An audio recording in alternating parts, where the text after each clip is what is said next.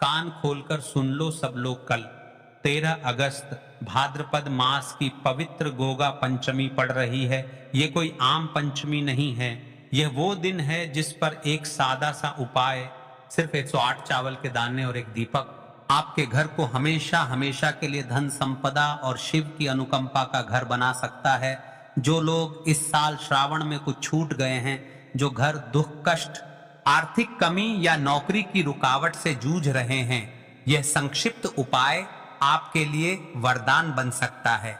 गोगा पंचमी का सबसे पहले महत्व जान को महाराज शिव की कथा कहती है। देखिए महाराज, शिव महापुराण और लोक परंपराओं में कई ऐसे दिन और छोटे छोटे उपाय बताए गए हैं जिनका फल हजारों मंत्र पाठ से भी ज्यादा तीव्र बताया गया है। गोगा पंचमी भी ऐसी ही एक तिथि है। भाद्रपद मास की यह पंचमी भगवान शिव शक्ति के साथ साथ लोक रक्षक गोगा भगवान या स्थानीय परंपरा के अनुसार गोगा जी की कृपा का प्रतीक मानी जाती है। लोक कथाओं में यह कहा गया है कि जिसे भी इस दिन सच्चे मन से छोटा सा उपाय करे, विशेषकर 108 की संख्या से जुड़ा, उसकी बदल जाती है। क्यों 108 अंक पूर्णता, ऊर्जा और समग्रता का अंक माना गया है।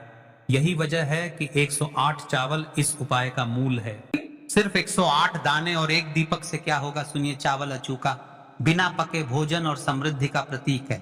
घर में चावल की उपलब्धता को लक्ष्मी का वास माना गया है। 108 एक पवित्र संख्या है। मूलभूत ऊर्जा केंद्रों, जपमाला के 108 माला के अंक से जुड़ी हुई दीपक अंधकार हटाने, शुभ ऊर्जा प्रवेश कराने और देवताओं को तृप्त करने का सशक्त माध्यम है। जब आप गोगा पंचमी जैसे पवित्र दिन पर श्रद्धा से 108 दाने अर्पण करते हैं और दीपक जलाते हैं, तो न केवल आपकी नकारात्मकता कम होती है, बल्कि घर के वातावरण में सकारात्मक ऊर्जा का प्रवाह बढ़ जाता है। और लोक श्रद्धा के अनुसार शिवजी व लोक देवता की कृपा स्थायी रूप से घर पर वैसी ही रहती है। देखिए महाराज, उपाय को तो सभी कर सकते हैं, लेकिन विशेषकर किन लोगों का उपाय को करना चाहिए। यह उपाय उन लोगों के लिए विशेष है जो धन संपदा की कमी से जूझ रहे हैं, बार बार नौकरी कारोबार में विघ्न आ रहे हैं, परिवार में कलह या मानसिक कष्ट है, किसी अनिश्चितता या लंबी लंबी प्रतीक्षा में है, बेटे बेटी की नौकरी, वक्री समस्या, या जिन्होंने श्रावण के दौरान कोई विशेष उपाय नहीं कर पाए, वे लोग इसे बिल्कुल भी न छोड़ें। देखिए महाराज, आपके पास यदि थोड़ा सा समय है तो सबसे पहले इस पत्र को जानने की गोगा पंचमी पर जिन्होंने पिछले वर्ष इस उपाय को किया, उनके साथ क्या चमत्कार हुआ। एक छोटी सी बस्ती थी, गांव कृष्णपुर। वहां की सुमित्रा देवी हर रोज घर चलाने के लिए रीढ़ की हड्डी की तरह काम करती थी, पर पिछले कई महीनों से उनका पति अचानक बीमार पड़ गया और उधार का बोझ बढ़ता गया। घर के बच्चे पढ़ाई छोड़ने लगे और सारा मन उदास था। सुमित्रा ने जितना मेहनत किया, काम में रुकावटें कम नहीं हुई। तब किसी ने उन्हें बताया, गांव के बुजुर्ग ने कहा, गोगा पंचमी पर 108 अन्न दीपक का छोटा सा उपाय करो, श्रद्धा से करो। सुमित्रा ने थोड़ी आशंका के साथ परंपरा निभाई। उन्होंने घर पर 108 चावल की थाली रखी, श्रावण की तरह भगवान का स्मरण किया और शाम को दीपक जलाया। उन्होंने पूजा के बाद जो चावल बचा वो धर्मशाला को दान कर दिया। एक हफ्ते के भीतर ही गांव के एक रिश्तेदार को याद करके सुमित्रा के पति का पुराने जमाने का एक कर्जा माफ हो गया और एक नौकरी का छोटा सा अवसर उनके बेटे के पास आ गया। 3 हफ्ते बाद एक स्थानीय अधिकारी ने उन पर सहायता का प्रावधान। जीवन धीरे धीरे सही दिशा में आ गया। क्या यह सिर्फ संयोग था? सुमित्रा कहती हैं, मेरी श्रद्धा ने मुझे जो उम्मीद दी वही हमें आगे बढ़ने की हिम्मत दी।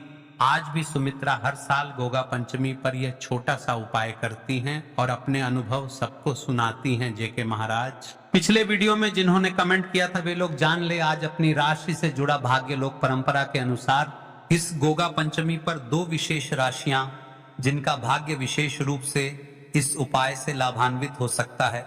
सबसे पहले और विशेष राशि है वृषभ, जिन आर्थिक स्थिरता और जमीन संपत्ति से जुड़े रहते हैं। इस उपाय से उनके धन संबंधी अड़चन दूर होने की संभावना अधिक मानी जाती है। दूसरी विशेष राशि है मीन। मीन राशि के लोगों के लिए ये एक आध्यात्मिक व भावनात्मक संबल दे सकता है, भ्रम और अनिश्चितता कम करके उन्हें सही दिशा दिखाता है। अब चलते हैं उसे विशेष उपाय की तरफ जो आपको कल 13 अगस्त इस पवित्र भाद्रपद महीने की गोगा पंचमी के दिन इस उपाय को करना है। मात्र 108 चावल के दाने और एक आटे का दीपक। उससे पहले एक विशेष बात, यदि आप नए भक्त हो तो चैनल को सब्सक्राइब कर ले, क्योंकि रोज दिनांक के उपाय यहीं पर मिलेंगे। तो अब दोस्तों इस 108 चावल के दाने वाले उपाय को आखिर करना किसको है, सबसे पहले हम लोग वह बात जान लेते हैं। तो देखो, घर की जो बड़ी माताएं बहनें होती हैं, उन माताओं बहनों में से कोई भी एक बड़ी माता इस वाले उपाय को कर सकती है। और दोस्तों, अगर आप चाहे तो अपने घर में से सभी सदस्यों को भी इस उपाय को करवा सकते हैं। अगर किसी व्यक्ति की खुद की कोई मनोकामना है, खुद की कोई दुख और परेशानी है जो कि वह अपने लिए ही करना चाहता है, इस वाले उपाय को तो वह खुद अपने लिए भी करे। बाकी अगर कोई घर में से ऐसा है जो कि अपने पूरे घर परिवार की सुख और शांति के लिए यह वाला उपाय करना चाहता है, तो भाई वह भी कर सकता है, उसमें भी कोई दिक्कत वाली बात नहीं है। कहने का मतलब यह है कि को हर एक सदस्य भी कर सकता है और पूरे घर परिवार के सदस्य के लिए घर की बड़ी माताओं बहनों में से कोई एक माता बहन भी कर सकती है। माताएं बहनें अगर घर में उपस्थित ना हो या वह यह वाला उपाय ना कर पा रही हो, तो फिर घर का कोई बड़ा सदस्य भी इस 108 चावल के दाने वाले कर सकता है, चाहे फिर वह पुरुष ही क्यों ना हो, उसमें कोई भी दिक्कत वाली बात नहीं है।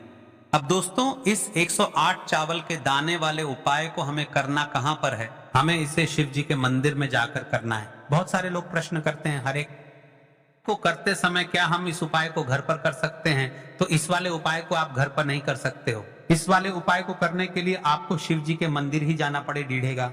उसके बाद में दोस्तों जो अगला प्रश्न निकल कर आता है वो ये आता है इस उपाय को, कि आखिर इस उपाय को हमें किस समय करना है, सुबह के समय करना है कि शाम के समय करना है? तो देखो, इस वाले उपाय को आप लोग सुबह के समय भी कर सकते हो और शाम के समय प्रदोष काल में भी कर सकते हो।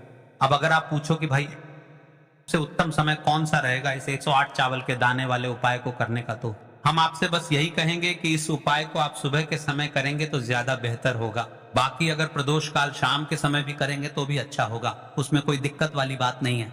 तो अब दोस्तों जो अगली सबसे बड़ी और महत्वपूर्ण बात आती बजे के बीच में करना है, तो देखो सुबह जितनी जल्दी हो सके आप उपाय को करने की कोशिश करना। बाकी अगर किसी कारणवश लेट भी हो जाओ, थोड़ी देर भी हो जाए, तो 10 या 11 बजे तक भी आप उपाय कर लेना, बजे से ज्यादा देरी ना हो, ठीक है? इस बात का ध्यान रखना उसके बाद में। दोस्तों अगर शाम के समय प्रदोष काल की बात करें, प्रदोष काल का जो समय है होता है वह शाम के 6 बजे से शुरू हो जाता है। मतलब शाम के 6 बजे से लेकर 7 बजे के बीच का जो समय होता है, यह समय प्रदोष काल का समय होता है। पर मौसम चल रहा है, इस मौसम में जो है शाम बहुत देरी से होती है, तो आप इस उपाय को 7 या 8 बजे के बीच में भी कर सकते हो। मतलब शाम के 6 बजे से रात 8 बजे के बीच में आप कभी भी इस वाले उपाय को कर, उसमें कोई भी दिक्कत वाली बात नहीं है। अब दोस्तों यहाँ पर इस उपाय को लेकर एक और सबसे बड़ी बात यह निकल कर आती है कि इस 108 चावल के दानों को हमें लेना कहाँ से होता है और हमें इस उपाय को करने के साथ में क्या और कुछ भी सामग्री ऐसी होती है जो शिव जी के मंदिर लेकर जानी पड़ती है। तो देखो हम आपको बता दें, सबसे पहले आप लोग ये जान लो कि ये जो 108 चावल के दाने वाला उपाय है, सिर्फ और सिर्फ आप उपाय की सामग्री लेकर कभी भी शिव जी के मत जाना, क्योंकि हमें भगवान के सामने ये नहीं दर्शाना है कि अगर हम भगवान शिव जी के मंदिर आए हैं तो अपने फायदे के लिए आए हैं। तो इसलिए जो भी पूजन सामग्री है, उपाय सामग्री है, 108 चावल के दाने, इसके साथ में आपको पूजन सामग्री भी जरूर लेकर जाना है। देखो अगर सुबह के समय उपाय कर रहे हो तो सीधी सी बात है, एक लोटा जल तो कर जाओगे ही जाओगे। वही एक लोटा जल अगर मिट्टी का जल हो तो बहुत अच्छा रहेगा। मिट्टी का जल कैसे बनाया जाता है, इसके लिए हमने पहले से बहुत सारी बना दिए। आपके पास इस दिन एक आखिरी मौका रहेगा, तिथि आपके लिए एक आखिरी दिन होगा इस उपाय को करने का। फिर से एक बार विनती करता हूं, ऐसा ही मौके बार बार नहीं मिलते महाराज, कर लेना इस उपाय को। देखिए मिट्टी का जल शिव जी पर चढ़ाने का और उपाय का बहुत बड़ा आपको इस दिन फल मिलेगा, तो इसलिए इस दिन हो सके तो भाई मिट्टी का जल चढ़ाना, तो अपने साथ में कम से कम एक लोटा जल तो आपको लेकर ही जाना है। अगर मिट्टी का जल नहीं है तो घर का जल भी आप इस्तेमाल कर सकते हो। इसके अलावा जो भी पूजन सामग्री है, देखो 108 चावल के दाने ये अलग आपके रहेंगे और जो आपकी पूजन सामग्री रहेगी वह अलग रहेगी। पूजन सामग्री में आप जो भी चीज लेकर जाना चाहे वह लेकर जा सकते हैं, उसमें कोई भी दिक्कत वाली बात नहीं है। वहीं अगर हम बात करें के समय की, तो शाम के समय शिव जी पर जल नहीं चढ़ता है, इसीलिए शाम के समय आप लोग एक दीपक तैयार कर लें जो कि गोलबत्ती का, आटे का, शुद्ध देसी गाय का होगा, है ना? इस बात का आप लोगों को ध्यान रखना है और इस दीपक को आपको घर से जलाकर नहीं लेकर जाना है, भगवान शिव जी के मंदिर में जाकर ही जलाना है। इस बात का भी आप लोगों को ध्यान रखना है। अब दोस्तों यहाँ पर हमें इस बात को समझना है कि यह 108 चावल के दाने हमें लेना कहाँ से है। क्या हमें दुकान से लेकर आना है या हमें अपने घर से लेना है, या से लेकर आना है और कौन से चावल लेना है, क्योंकि चावल भी बहुत प्रकार के होते हैं। तो देखो, इन सभी सवालों के जवाब आप लोग एक बात में सुन, ये जो उपाय है, इस उपाय में आपको ये नहीं देखना है कि भाई कौन से चावल है कौन से चावल नहीं है। बस जो भी चावल ले रहे हो वह चावल का दाना सबूत होना चाहिए, मतलब साबुत होना चाहिए, टूटा हुआ नहीं होना चाहिए, कटा पिटा नहीं होना चाहिए। यह बात आपको ध्यान रखना है। बाकी आपका चावल बासमती हो या सादा चावल हो या कोई सा भी चावल हो, उसमें कोई भी दिक्कत बात नहीं है। तो सीधी सी बात है कि आपके घर के रसोई घर में जहां पर आप भोजन बनाते हो, वहां पर जो भी चावल आपके उपस्थित हो, चावलों में से अपनी एक कटोरी भर लेना या एक मुट्ठी चावल अलग से निकाल कर रख लेना, क्योंकि हम 108 चावल ही यहाँ पर इस उपाय में लेने वाले हैं, तो हमें ये चावल के दाने गिनकर निकालने पड़ेंगे। इस बात का आप लोगों को ध्यान रखना है। तो अपने उस चावल की कटोरी में से या चावल में से 108 ऐसे चावल के दाने आप लोग निकाल लो जो कि टूटे हुए ना हो, कटे पिटे ना हो, जिनमें कोई दाग ना लगा है ना। अच्छे साबुत चावल के दाने 108 दाने निकाल कर रख लो और इन्हें किसी भी एक कागज की पू में या किसी एक छोटी सी कटोरी में आप लोग रख लो, ताकि यह सुरक्षित रहे। आपके एक भी चावल का दाना इधर उधर ना हो और आपका उपाय भी पूरा अच्छे से हो जाए।